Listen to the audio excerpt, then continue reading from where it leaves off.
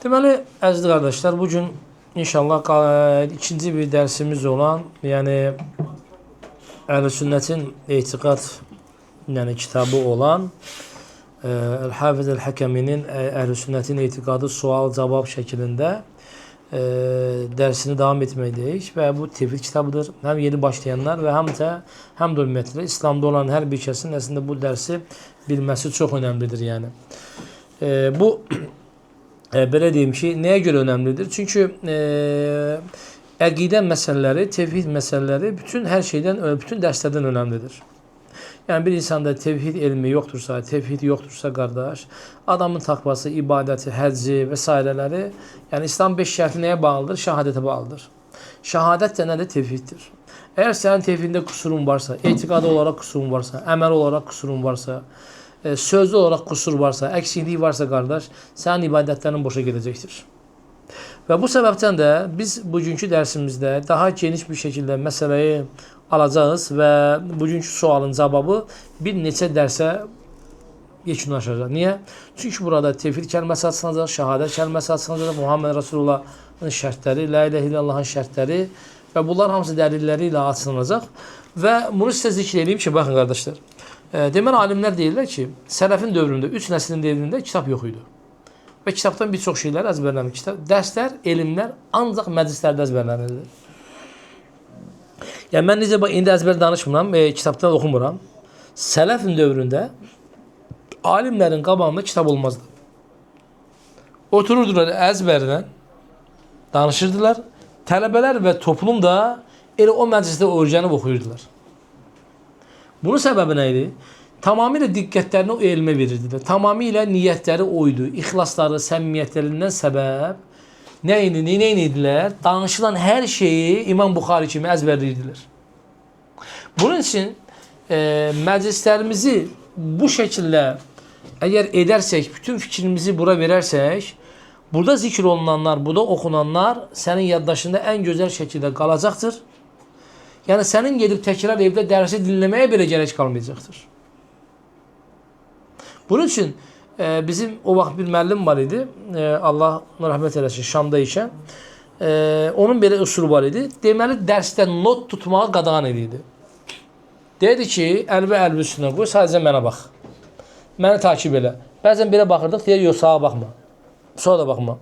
Qabana da baxma. Heç yerə baxma, deyir. Mənə bax, deyir. Ancaq mənə bax, deyir.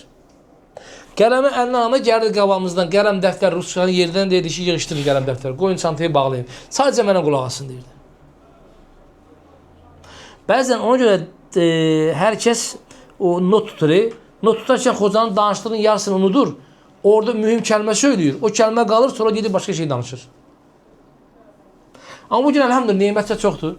Həm belə dinlə, həm də bu da yüklənilən dərsi get təkrar dinlə, elmin olsun, faydalan yəni. Yəni mən özüm burada keçdiyim dərsləri təkrar gedib dinləyirəm ki, daha faydalı olsun, əksiyimizi düzəldək, daha fayda nə verə bilərik ki, qardaşlarımıza verək. Çünki alimlər deyir ki, bunlar bu şəkildə davam etməz. Sələf bu şəkildə verdiyi dərsi, söylədiyi dərsi evdə gedib müzakirə, mütaliə eləyərdi yəni. Birdən yanlış danışır. Yanlışını gələn dərsdə düzəltməsi üçün. Çünki ümməti saptırmaq olmaz. Ümməti sapıqlığa sürükləmək olmaz. Bu din Allahın dinidir. Bugün mənim ağzımdan maazallah bir kəlmə çıxar, bir söz çıxar. İnsanlar saparlar. Yəni bu səbəbdən qardaşlar, nədir? Dərsləri, burada canlı yayında olan insanlar olsun, burada var olanlar olsun, fərq eləməz. Elə dinlənilməlidir ki, yanlış anlaşılmaya səbəb verəcək bütün davranışlardan uzaq durmaq lazımdır. Hərəkətlərdən uzaq durmaq lazımdır.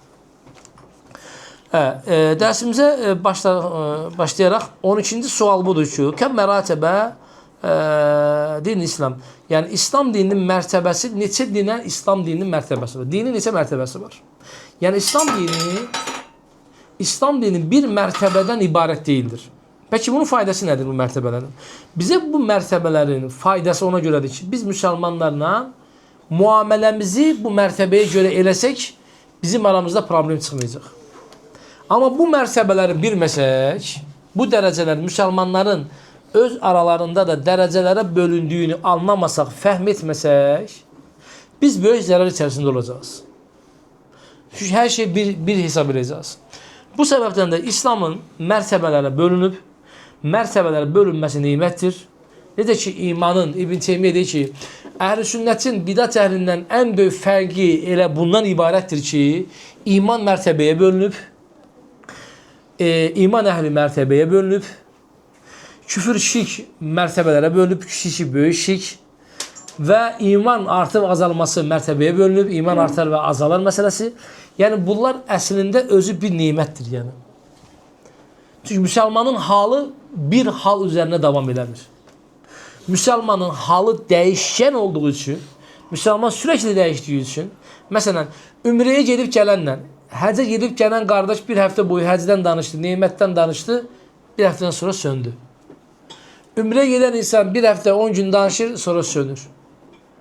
Davam edir, niyə? Yaşadığı topluma uyğun olaraq davam edir, iman, o imandırsa davam edir.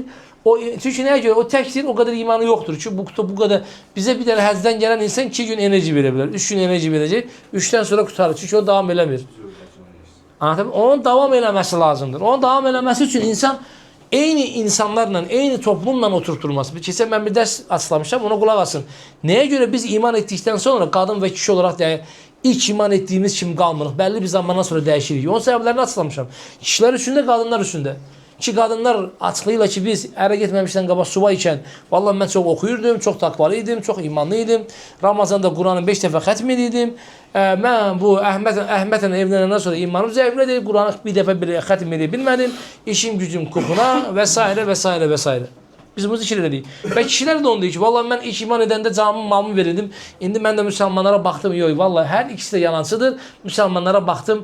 Baxdım ki, bunlar belədir, mən də belə oldum. Sən Allah və Rasuluna niyə baxmırsan ki? Sən ilk iman etdiyi zaman Allahın Quranda və sünnətdə bəhs etdiyi möminlərin safında, möminlərin cərgəsində niyə yer olmursan ki? Sən nəfsinə uyğun olan adamları tapdın. Və getdin orada da o şəkildə həyatını davam elətdirdin. Bunun başqa bir anlamı yoxdur. Yəni sən özün dəyişmək istədin, sənə xeyr eləmədi. Və baxdın nə dedin? Ağıllı bir dənə dəli mənəm, bunlar hamısı ağıllı olan bunlardır. Baxıram ki, bunlar nədir insanı çaşdır? Bu çoxdan İslamdadır, bu nəsə bilir. Bu nəsə bilir. Ki, cahillərin sözü var, biz babalarımızdan belə gördük.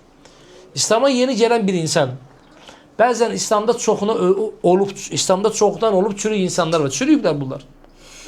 Yəni, bunların imanla, İslamla sadəcə bir bağı qalıb. Yəni, o da hər an kəsilib atıla bilər. Yəni bunlar dini, imanı, İslamı yaşadığı şeylər nədir? Dünyavi olaraq yaşayırlar, sadəcə 5 vaxt namaz qılırlar. Zahirən küfürdən, şirkdən uzaq dururlar. Bundan başqa bir həyatları yoxdur. Ara sıradan bir yetimə, bir kasıba 10 manat atırlar, 5 manat turluyurlar, onu da 50 yerdə danışırlar. Bir elan, onu da 50 yerdə paylaşırlar. Mən belə elədim, mən elə elədim. Buna görə yəni İslam belə yaşanmamalıdır. Belə yaşanarsa, maazallah, insan imanı zamanla əldən gider. Bu səbəbdən də İslam bir mərtəbələrə bölünməlidir ki, sən xavarizlikdən, sən mürcəlikdən, sən cəhmiyyəlikdən, sən mötəzilədən uzaq qalasan. Yəni, bugün əhl-i sünnət olmaq üçün sən bu 3 mərtəbəni bilmən lazımdır. Bu sahabənin zamanında bu 3 mərtəbə var idi, amma sahabə hamısını anlayırdı. Sahabə hər kəsi öz mərtəbəsinə qoyurdu, mənəvi olaraq, elm olaraq. Kafalarında hamıya ayırmışlardı. Ham kafasında Abu Bekir'i, Ömer'i ayırmıştı. Ham kafasında Ali'ni, Osman'ı ayırmıştı. Talhan'ı ayırmıştı. Halid bin Velid'in heç kim Ömer'i bir tutmurdu. Abu Bekir'den bir tutmurdu. Hamısı öz kafasında, öz beynində hamısının yeri var idi. Amma bugün bizdə o yoxdur. Buna görə bunları zikr etməliyik, bunları anlatmalıyıq, bunları insanlara bəyan etməliyik. Mesela bugün burada elhamdülillah insanlar bilir ki zikir olunur, doğru mu? Baxırsan ki, ama biz burada elə bir tayfaya çevrilmişik ki, elə bir tayfaya çevrilmişik. Elmi insanlar artıq qəbilə bir başçısının partisinin öz partisinə zikri var yəni. Yəni biz məsəl üçün belə deyim ki, Ağçepəyik, o birisi Müsavatdır, o birisi başqa partiyadır, bu birisi başqa partiyadır. Mən də bələdiyyə parti başçısıyam, partiyanın başqanıyam və öz partimə öz nəsihətlərim var. O birisi otaqda, o birisi partiyanın öz imamı var, o özünə nəsihət edir. O birisi partiyadəsə, o birisi imam var, o özünə nəsihət edir. Və din bu şəkildə bugündür. Bugün Qarayevin öz imamı var, Şəkinin öz imamı, amma İslam elmi olaraq bir insan sələfin, alimlərin dönəmində bir yerdə zikr olunursa, müsəlmanlar əllərində olan şu imkan dərəcəsində işlərini bıraxar, gəlib o zikir məclisində iştirak edirlər. Zikir məclisləri Allah'ın bağçasından bir bağçadır. Və bu səbəbdən də deyir ki, yəni bu İslam dininin mərtəbələr bölünməsi bir qiymətdir. İslam dini elə isə neçə mərtəbəyə bölündü sual soruşdu. Və hiyə sələsu məratibə. Üç mərtəbəyə bölünür. El-İslam, vel-iman, vel-ihsan. Və kullu vahidun minha. Bunların hər birisinə ümumi olaraq nə ad verilir? Din adı verilir. Dinin mərtəbəsi üç qismə bölünür İslamda. Və İslam mərtəbəsinə, ihsan mərtəbəsinə nədir qardaşlar? Bu üç mərtəbəyə də nədir? Din adı verin. Bunlar hamısı dindir. Birinci mərtəbə, deyir ki, bunları bu mərtəbəyə biz bölünməsini açsadıq, o zaman deyir, mə mənəl İslamdır. O zaman İslam mənası nədir? İslam mə'nahu el-istislamu lillahi bit-tevhid vel-inqiyadu lehu bit-ta'ah vel-khulus mineşşirki, şirkdən də xalis olmaq. Yəni bir insan mə'nahu el-istislam, yəni təslim olmaq, boyun əymək, baş əymək, bütün Allahın əmrlərinə boyun əymək. İslamın bu mərtəbəsi imanın mərtəbəsində ən axırıncı mərtəbədir. Bəzən buna deyirlər ki, mə'nəl İslam, yəni asl din İslam, mən din İslam, buna birinci İslam el-aslu din demişlərdir. Vacib din demişlərdir. Bir də kəmal din demişlərdir. İkinci anlamı. Yəni burada nə dedi? Üç mərtəbəsi var. İslam və iman ihsan. Digər yerlərdə nə gəlmişdir bu mərtəbənin adı? Asl din, vacibət, dinin vacibi, bir də dinin kamilliyi adını vermişlərdir. Və eyni anlamı daşıyırlar. İmanın əsli küfür ilə şirkin ən sınır nöqtəsidir. Asl din. Asl din hər bir müsəlmanda, yəni asl İslam hər bir müsəlmanda olması gerəkən bir dindir. Asl din kimdə yoxsa o müsəlman ola bilməz. Asl din insanda sözlə və əməl olaraq da yerində yoxdursa, o insan iman əhli və İslam əhli sayılmaz. Yəni əsl dinin əsas yerləşdiyi yer, İbn Teymiyyə deyir ki, asl dinin yerləşdiyi yer insanın deyir qəlbidir. Asl dinin deyir yerləşdiyi nöqtə insanın qəlbidir. İlk öncə qəlbdədir deyir asl din. Ona görə deyir ki, burada istislamdır, Allaha tabi olmaqdır.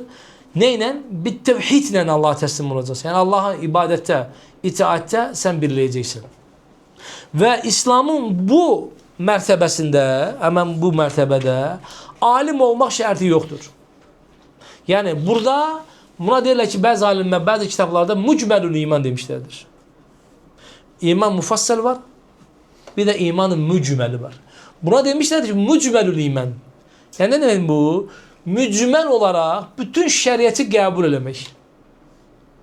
Yəni İslam'a girirsən, qul la ilahe illallah, la ilahe illallah, buna icmali İslam və istislam və təslimiyət demişlərdir.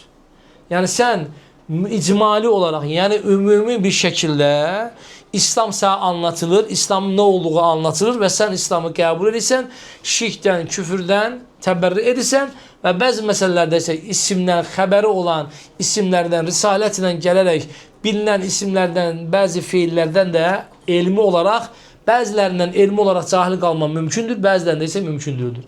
Elə məsələlər var ki, o məsələ cahil qalmaq nədir? Mümkün deyildir. Məsələn, Allah Subhanahu küfr etməklə tevhid bir arada ola bilməz. Yəni bir insan deyə bilməz ki, mən Allah'a küfr etdim və mən bilmirdim ki, Allah'a küfr etmək olmaz. Yəni bunu cəhaləti elmi olaraq da mümkündür, əməli olaraq da mümkündür. Nə əməli olaraq cahillik var, nə elmi olaraq cahillik var. Yəni bir insan Allah'ı söyməyin caiz olmadı. Yəni bir insan deyə bilməz ki, Müslüman olduqdan sonra mən Allah'ı söyməyin küfr olduğunu bilmirdim. Bu Allah'ı nə deməkdir buna? Bunda qayda deyirlər ki, bu tadammundur, bu lazımdır. Bu məzhəbin lazımıdır, yəni qavlun lazımdır. Yəni sözün lazımı odur ki, Allah'a qulluq eləməyin məqsədi nədir? Ta'zim, yücətmək, söyməyin məqsədi nədir? Azama. Yəni Allah'ı söyən bir insan mən Allah'a ta'zim etdim deyə bilərmi? Yəni mən bununla Allah'a ta'zim qəsd edirdim, yox mümkün deyil. Ona görə söymək, küfür etmək, küfürün sözün mənası bilinməzsə, yəni örfdə bir söz var, Allah'a qarşı gəlməkdir. Örfdə bir söz var ki, o aslında şəriətə ziddir, Qurana ziddir, dinimizə tərsdir. İnsan onun mənasını bilmirsə, Bu başqa bir məsələdir. Baxırıq görək bunun örflə insanlar nə qəsd edir. Amma bu gün məsələn biz zamanlar buna insanlar küfür deyirdilər ki, sən Allah eləmə, sən Allah bağışla. Əslində bu nə küfürdür, nə haramdır, heç bir şey deyil. Əslində deyil, sən Allah xatir. Qəsd budur. Sən Allah xatir bir eləmə. Tamam. Bu səbəbdən də qardaşlar, baxın, İslamın bu mərtəbəsi elmi gərəkdirməyən bir mərtəbədir. Ümumi olaraq. Amma xüsusi olaraq İslamı anladıktan sonra Allah'ı bilmə, ma'rifətullah, Allah'ı tanıma mərtəbəsi lazımdır. Yəni Allah'ın varlığını, birliyini, həqiqətini bilmən lazımdır. Sənin ibadət etdiyin Allah kimdir? Boyun əydiyin Allah kimdir? Ümumi olaraq sən bunu bilməlisən.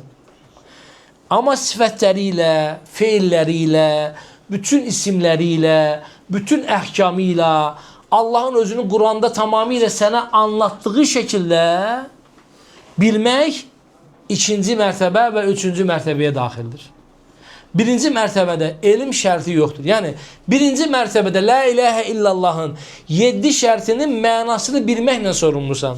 Lafzı olaraq, elmi olaraq bilməklə yox. Yəni, məsələn üçün, La ilahə illallahın Allah'tan başqa ibadətə və itaətə layiq bir məbud olmadığını bir insan İslam'a girərkən bunu bilmək zorundadır. Və bilməlidir ki, Allah'tan başqa ibadət batildir. Allah'tan başqasına ibadət eləmək insanı əbədiyyən, o üzərə ölərsə cəhənnəmə götürəcək. Allah'a ortaq qoşan insan əbədiyyən cəhənnəmdə qalacaq. Çünki La ilahə illallahın mənası budur, yəni həqiqəti budur, yəni. La ilahə illallah bunun üçün gəlmişdir. Yəni bundan başqası üçün, yəni La ilahə illallah gəlməmişdir ki, Allah'a ibadət elə və onu ortaq qoş. Yəni İslamın belə bir mənası yoxdur. Və bu səbəbdən də La ilahə illallahın mənasına, yəni şərtlərinə gələcəyiz ki, hansı halda bilmək vacibdir? Hansı halda bilmək əsildir? Buna görə bu ki, sən La ilahə illallahın, İslamın, tevhidin deyir, mənasını nədir? Bilməklə nədir? Mükəlləfsən. Buna görə də Allah Subhanahu taala dedi ki: "Və men ahsanu dinen", o kəsdən din baxımından kim mimmen əsləmə, İslam oldu. Və vecehu lillah, yəni Allah üçün müsəlman oldu və dedi ki, mən müsəlmanlardanam. Və mimmen yuslem vechuhu, kim Allah üçün iman edərsə ilallah, o mühsindir. Fakat istemsaka bil urbatil vuska, o kopması bilmeyen bir ipten sarılmıştır. Və ya Allah Subhanahu taala deyir ki, fe ilahukum ilahun vahid, felahu eslimu, ona təslim olun və bəşşiril muhbirin, o zaman siz yəni bunları nədir? Müjdələyin ki, yəni nədir? Allah Subhanahu taala axtan o yüz çevirənlərə və tevhiddən yüz çevirənlərə Allah Subhanahu taala deyir ki, deyin ki, ilahukum ilahun vahid, sizin ilahınız birdir və biz ona təslim oluruq. Yəni bu günləri sənin üzərinə düşən həmən bu İslamın bu mərtəbəsini bilmək zorundasan sən. İslamın ilk mərtəbəsi. İslamın dedim ki, mömin ilə və bütün dostluq və düşmənçilik mərtəbəsi bununlandır. Bax, dostluq və düşmənçilik mərtəbəsi dinin aslı dinə görə olmalıdır. Yəni bir insanda aslı din varsa, yəni aslı İslam varsa, onunla nədir? Onunla muamele olur. Bu din sahibi, peki bu aslı din kimdə olmalıdır? Və bu İslamın aslı bir insanda varsa dediğimiz zaman da ona ne olmalıdır? O insanda var olan şey Allah'a ibadette ve itaate birləməli, şirkdən və küfürdən təbərrü etməli, şirk və küfür əhlinin şirk üzərinə öldükləri zaman şirk əhlinin cəhənnəmdə əbədiyyən xalidən, muxallidən yandığına etiqat etməlidir. Allah'a ibadette və itaatdə heç bir şeydə ortaq qoşmamalıdır və Allah'ın əmr etdiyi şeylərdən gücü yetəni, ona çatanı nədir? Əməlləməlidir. Bu mərtəbənin sahibi günahkar mərtəbədir. Yəni asıl İslam mərtəbəsinin sahibi günahkar mərtəbədir. Yəni buna bəzən demişlər ki, asilərin mərtəbəsi, bəzən demişlər fasiklərin mərtəbəsi, bəzən demişlər böyük günah sahiblərin mərtəbəsi, bəzən demişlər ki, Allah'ın əmrindən çıxanların mərtəbəsi, bəzən demişlər ki, iman ilə küfür arasında olanların mərtəbəsi. Yəni bunlar küfrə imandan daha çox yaxın olan bir mərtəbə sahibləridir. Bunlar böyük günah işləyərlər. Böyük günahlarda davam belə edə bilərlər. Devamlı olaraq içki içə bilərlər, zinə edə bilərlər, adam öldürə bilərlər. Bu mərtəbə sahibinə amma İslamdan çıxmaz. Yəni bu günahlar insanı İslamdan çıxartmaz. Yalan danışar, hırsızlıq eləyər, oğurluq eləyər, əmanətə xəyanət eləyər. bu insanlar İslam mərtəbəsindən çıxmaz. Bu ibadətləri, bu əmirləri, bu yasaqları halal görmədiyi sürəcə. Və lakin bunlar çox təhlükənin astanasında, qapısındadırlar. Yəni bunlar hər an aşağıya düşə bilərlər.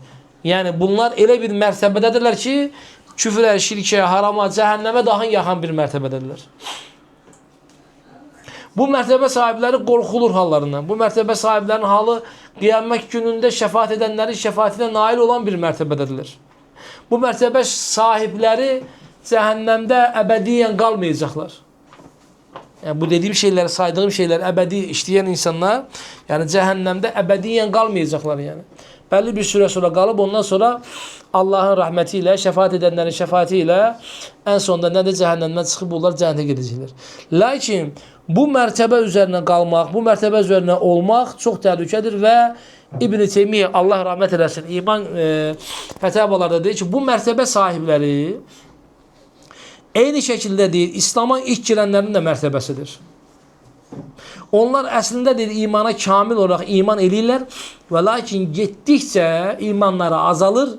Onlar imtihan olunarlarsa, onların çoxu ya münafiq, ya zındıq, ya fasik olarlar deyir. Yaxud da ki, ya dediyindən çıxarlar, mürtəd olarlar. Yəni İslamla baxın, bir insan şərəflənirsə, o iman imtihan olunmadıqsa deyir, onda həqiqi iman yoxdur. Amma zahirən həqiqi iman sahibidir. Ölərsə deyir cənnətə, yəni cənnətə ən yüksək məqama gedəcək, imtihan olmamışdan qabaq. Yəni sən məsələn bugün iman etdin, kısa bir zaman keçdi, dünyadan köçdün o iman üzərinə, heç bir şeylə imtihan olunmadın. Yəni zəkat vaxtı gəldi, onu vermədin, oruç vaxtı gəldi, oruç tutmadın, hac vaxtı gəldi, hacı getmədin, imkanlarında olduğu halda, cihad vaxtı gəldi, cihadı getmədin və s. Farzlar, vacibləri bir çoxsunu yerini yetirmədən iman etdin, quru bir namazın var idi, bir namazla yeni İslamı parlayırdı ki, cələkəl məvt, ölüm sənə gəldi, deyir, sən cənnətdə ən yüksək məqamlara layiq olacaqsın. Tez ölməyə çalışın. Anlam budur. Yəni, çünki insan çox getdikcə deyir, imtihanlara tabi olur. Lakin deyir, nə zaman ki deyir, olarlar imtihana tabi olurlar, çoxsu deyir, kəthir çoxsu deyir, əksərənlər, insanların çoxsu deyir, nə olur? İmtihanı kaybedirlər. Biz neyi kaybedirik bəzən imtihan olunca? İmtihan olunmamışlar ama insan kaybetmir. Ama imtihan olunduktan sonra insan həqiqətən kaybedir. Bu səbəbdən də İslamın bu mərtəbəsi çox təhlükəli bir mərtəbədir. Amma yenə də onlar müsəlmandırlar, müsəlman qardaşlarımız, müsəlman bazılarımızdır. Biz onlara İslamın şəriətin necə müamilə etdiyini deyibsə, o şəkildə onlarla müamilə edir. Ölərsə cənazə namazları qılınır. Axsılarlarsa yer həmişə Allah deyilir. Xəstə isə ziyarətlərinə gedirlər. Ehtiyacları varsa ehtiyaclarına yardım olunlar. Yəni bu nədir? Müsəlmanların üzərinə düşən bir vacibdir. Kimlər üçün? Həmən bu aslı dində olanlar üçün. Yəni aslı din nədir? Şirk və şirk əhlindən təbərrü edib və qəlbində etiqad edib onların cəhənnəmliyi olduğuna bu üzərə ölərlərsə bu din nəslidir. Dil ilə tələffuz eləmək, dil ilə təbərrü etmək bu vacib və digər mərtəbələrə aiddir. Yəni bir insan İslamını, etiqadını hər kəsin yanında izhar eləməsinə gerek yoxdur. Yəni din nəslindən deyək, bir insan öz-özündə müsəlman ola bilər, heç kiməsə gelib bəyan etmədən bu dini ən gözəl bir şəkildə nədir? Yaşaya bilər. Bunun üçün deyək ki, həmən bu nədir? Mərtəbə ki, elə bir mərtəbədir ki, bu mərtəbə dinin bütün hamısını özündə əslində nədir? Əhatə edir. Yəni İslam deyiləndə Allaha təslim olmaq, ona ibadətdə boyun əymək və bu günlərdə aynı şəkildə bu biz ki mürciyələr var və s. ki, yəni onlara soruşulur İslam nədir? Yəni kimin İslamı sahihdir? Yəni bu Hafiz el-Həkəminin dediyi kimi o insan İslamı sahihdir ki, Allaha tam təslim oldu tövhidlə və əməl elədi Allaha itaat eləməkdə və şirkdən və nədir? Allaha xalis oldu, yəni şirkdən də təbərrü etdi. Allaha nədir? Heç bir məsələdə də Allah Subhanahu teala nədir? Ortaq qoşmadı. Nə ibadətdə, nə isimlərində, nə fiillərində ortaq qoşmadan nədir? Bu dünyada, nədir? Bu dünyadan köçdü. Bu dünyanın köçdüyü getdi. Və bunun üçün həmən bu İslamın qardaşlar bu mərtəbəsi bu günləri müsəlmanlar arasında bilinməsinin önəmi nədir ki, yəni ətrafımızda belə bir insanlar da var, ətrafımızda belə bir günahkar insanlar da var. Onlara müamilə etdiyimiz zaman da bilmək lazımdır ki, adamların önəmli olan nədir? Allaha ibadət edilməyən namazı bir insanın həyatında olması. İnşallah ileriki dərslərimizdə görəcəyiz ki, tevhidin əsas təməllərindən bir insanın tevhidində və aslı dinində söz olaraq, etiqad olaraq bayaq dediklərimi etiqad eləməsi və əməl eləməsi lazımdır ki, o zaman o adamın əməlində nədir? Allaha ortaq qoşmaq yoxdur yəni. Və nə vardır? Əslində ibadəti, yəni namazı vardır ki, namaz ona çatıbsa, namaz ona çatandan sonra qəlbindəki olan etiqadın yaşanmasına ən böyük dəlil və səbəb olan nədir? Namazdır ki, namaz insanı İslamda belə deyim ki, sabit edən bir məsələdir və namazsız heç bir insan təbii ki, dini də qəbul olunmur. Və bu səbəbdən də İslamı, indi biz həmən anlattığım İslamı bu şəkildə anlamalıyıq. İslamın mərtəbəsini inşallah ki, bu 3 mərtəbəni özündə barındıran Taha surəsində ayət də var. İnşallah zaman gələcək onu sahabənin görüşü ilə anlatacağız. Çünki bu baba nə daxildir? Bu baba daxil olan şeylər birinci İslamın 5 şərti, onlar ən önəmli şərti nədir ki, İslam şəhadətdir və ondan sonra isə namaz, oruc və şəhadətin mənası və s. Bunlar hamısı İslama daxildir. Yəni bir insan deyirik ki, şəhadətin mənasını elmi olaraq yox, amma məna olaraq bilmək zorundadır. Yəni bir insan bilmədiyi bir kəlməni söyləyirsə ona fayda verməz. Əgər Allaha ibadətdə ixlaslı deyilsə ona fayda verməz. Yəni bir insana sorduğun zaman ki, la ilahe illallah şərtini bilirsən, desə yox, ona demə həmən sən müsəlman deyilsən, sən dinə girməmişsən. Yox, demək olmaz. Sən ona nə deyə bilərsən ki, elmsiz bir şəkildə la ilahe illallahın mənasını bilməyən insan müsəlman ola bilərmi? Deyəcək yox, bilmədən necə bunun mənası müsəlman ola bilər? Bəyək da bir insana desən ki, Allah dediyi söz, insan dediyi sözdə yalancıdır. Bu adamın imanı, İslamı keçərlidir mi? Yəni dilinlə yaşayır, qəlbində isə təsdiq eləmir. Deyəcək, yox, bu adam imanı keçərlidir ki, insan qəlbi ilə də içdən dini qəbul eləməlidir. Və ya desək ki, bir insan Allahdan çox, Allahı da sevir, amma evladını Allahdan daha çox sevir. Malı pulunu Allahdan daha çox sevir. Bu sevgi Allah katında qəbuldurmu? Deyəcək, yox, bu Allah katında qəbul deyil. Yəni bunların dərəcələrini inşallah ki, nədir? Bilməsi, elmi olaraq bilməsi imanın vacibinə və yaxud da ki, imanın kamilliyinə aiddir. İnşallah ki, onu o dərsdə də görərik. Allah subhanahu və teala bizə rəhmət edesin. Canlı yenə burada YouTube'da donur.